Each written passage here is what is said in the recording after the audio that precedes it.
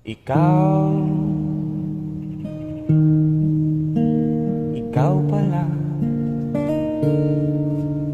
ang hinihintay kong pangarap.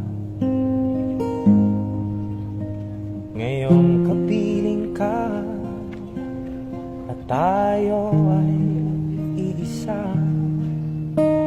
hindi ko hahayaan na sa atin ay may hadlang.